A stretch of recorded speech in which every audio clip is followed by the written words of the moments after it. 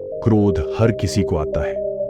जब भी किसी की बात बुरी लगती है या किसी का व्यवहार पसंद नहीं आता है तो गुस्सा आ जाता है, और एक बार जब यह आता है तो फिर दिमाग से निकलने का नाम नहीं लेता। ऐसे में आप उस घटना को लेकर बैठ जाते हैं, उसके बारे में सोचते रहते हैं। हर समय वही बात दिमाग में घूमती रहती है। आप किसी से कोई भी बात करें, वह घटना बीच में आ जाती है। ऐसे में आप न चाहते हुए भी उस बारे में बात करने लगते हैं, उसकी शिकायत करने लगते हैं। और अगर उस समय वहां पर कोई बात करने वाला नहीं हुआ तो आप अपने आप से ही बातें करने लगते हैं, बड़बड़ाने लगते हैं। इस सबसे उस व्यक्ति की सेहत पर तो कोई फर्क नहीं पड़ता, पर आपका नुकसान जरूर होता है। लेकिन अगर आप चाहें तो इस स्थिति से बच सकते हैं, इस नुकसान से खुद को बचा सकते हैं। कैसे? आइए जानते हैं महात्मा गौतम बुद्ध की इस कहानी के जरिए। एक बार की बात है, एक गांव में गौतम बुद्ध का प्रवचन चल रहा था।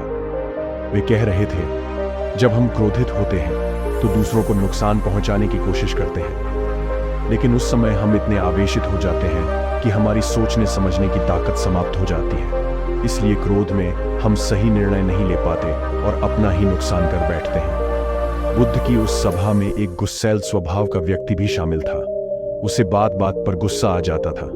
आज भी वह अपने परिवार वालों से झगड़ कर आया था और उस समय भी उसके दिमाग में उथल पुथल मची हुई थी। इसलिए उसे बुद्ध की बातें अच्छी नहीं लग रही थी। उसे लग रहा था कि जैसे बुद्ध उसे डांट रहे हो, सबके सामने उसकी बेइज्जती कर रहे हो। इससे उस व्यक्ति का क्रोध भड़क गया। वह अपनी जगह से उठा और बुद्ध के पास जा पहुंचा। इससे पहले कि कोई कुछ समझता, उसने बुद्ध के मुंह पर थूक दिया।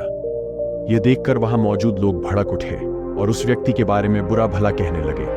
लेकिन बुद्ध अभी भी अपनी जगह पर शांत बैठे हुए थे। उन्होंने अपना चेहरा पोंछा और बोले, क्या बात है वत्स, तुम्हें कुछ कहना है? उस व्यक्ति ने बुद्ध की बात का कोई जवाब नहीं दिया। वह बिना कुछ कहे वहां से चला गया। यह देखकर एक व्यक्ति से नहीं रहा गया। उसने बुद्ध से पूछा, महात्मन, उस मूर्ख व्यक्ति ने आपका अपमान किया और आपने उसे कुछ नहीं कहा। उसकी बात सुनकर बुद्ध धीरे से मुस्कुराए और फिर बोले, तुमने शायद उस व्यक्ति का चेहरा नहीं देखा। वह बहुत परेशान लग रहा था। मुझे लगता है कि वह किसी चिंता में घिरा हुआ था। इसलिए ऐसे व्यक्ति परेशान व्यक्ति को क्या दोष देना। बुद्ध पर थूकने वाला व्यक्ति सभा से उठने के बाद अपने घर चला गया। वह दिन भर बेचैन रहा। उसे अपनी करनी पर पछतावा होता रहा।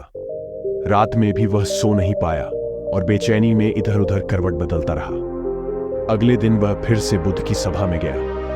वहां पहुंचते ही वह बुद्ध के चरणों में गिर पड़ा और रोने लगा। यह देखकर बुद्ध ने पूछा, क्या हुआ वत्स, तुम क्यों रो रहे हो? वह बोला, मैं वही दुष्ट व्यक्ति हूं जिसने कल आपका अपमान किया था। पता नहीं कल मुझ पर ऐसा कौन सा पागलपन सवार हुआ जो मैं ऐसी घृणित हरकत कर बैठा। कृपया मुझे क्षमा कर दे। बुद्ध बोले, कल की बातें तो कल ही समाप्त हो गई वत्स। कल के बारे में आज क्या सोचना। अगर मैं उस घटना के बारे में सोचता रहता, क्रोध करता, तो उससे तो सिर्फ मेरा दिल दुखता। तुम्हें उससे कोई फर्क नहीं पड़ता। इसलिए बुरी घटना को याद रखना कोई समझदारी की बात नहीं है। इससे हमारी परेशानियां बढ़ जाती हैं और जीवन ठहर जाता है। इसीलिए अप्रिय बातों और अप्रिय घटनाओं को भूलने में ही समझदारी है।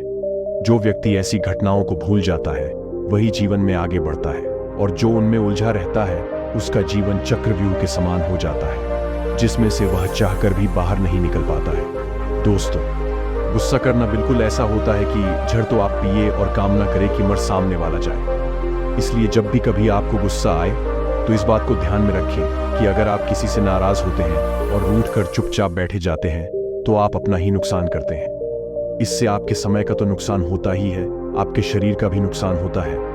इसीलिए अप्रिय बातों और अप्रिय घटनाओं को लेकर बैठना कोई हल नहीं है। बेहतर है कि उन्हें भूल कर आगे बढ़े। तभी आप जीवन के प्रवाह के साथ अपने आप को जोड़ पाएंगे और जीवन का आनंद ले पाएंगे।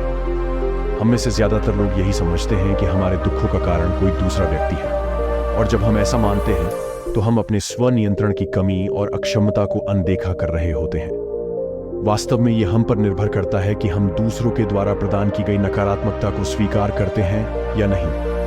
अगर हम नकारात्मकता को स्वीकार करते हैं तो हम अपने पैरों पर कुल्हाड़ी मारते हैं, और जब हम उसे अस्वीकार कर देते हैं तो घृणा, क्रोध, हिंसा हर किसी से मुक्त हो जाते हैं। प्रिय मित्रों, आशा करता हूं कि आपको ये कहानी पसंद आई होगी।